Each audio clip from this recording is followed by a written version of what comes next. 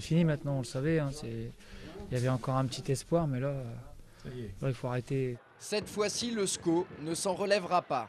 Vendredi soir, au stade Jean-Bouin, les Angevins se sont inclinés 1-0 face à Guingamp au terme d'une rencontre qu'ils n'ont jamais été en mesure de gagner.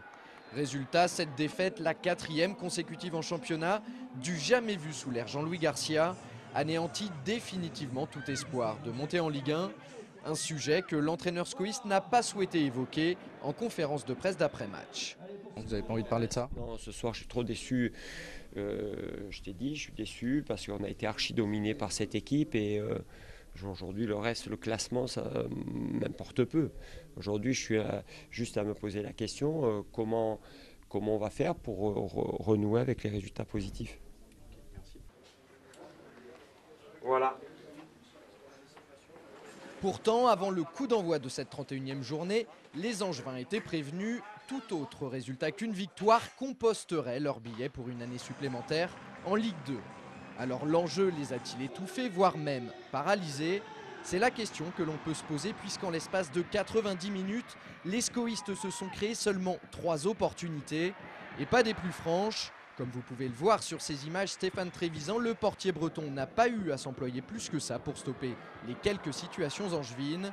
Vendredi, le SCO a tout simplement manqué d'inspiration, un peu à l'image de son match à Strasbourg il y a 3 semaines.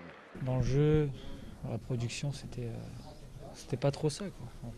Ça manquait quand même de peps, de niaque, d'agressivité par moment. En somme, tout le contraire des Guingampais qui ont réalisé une prestation de haute volée. Des Bretons qui auraient pu ouvrir le score en première période, mais sur leur première occasion, Eduardo est trop court et sur la seconde, le Brésilien ajuste mal sa tête.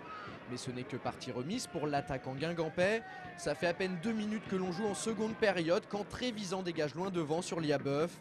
Le milieu offensif qui vient de faire son entrée en rue Martin Fall et offre un petit bijou à Eduardo qui crucifie Padovani.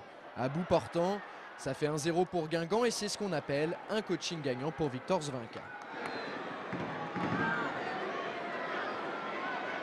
Et dans cette rencontre, les Angevins s'en tirent plutôt pas mal car l'addition aurait pu être beaucoup plus lourde. Eduardo échoue à 2 reprises sur un Padovani inspiré avant que Souma ne trouve le poteau. Au final, 1-0, c'est pas cher payé pour les Bretons. Par contre, le SCO, lui, paie ce revers au prix fort. Avec une 7e place au classement et 9 points de retard sur le 3e Strasbourg, la montée, c'est terminé. Quant au maintien, il est d'ores et déjà assuré, mais... Si une période comme ça arrive à un moment où vous n'avez pas encore les points du maintien, ça peut être très très embêtant. Fort heureusement, ce n'est pas notre cas, donc on doit pouvoir travailler encore dans la sérénité.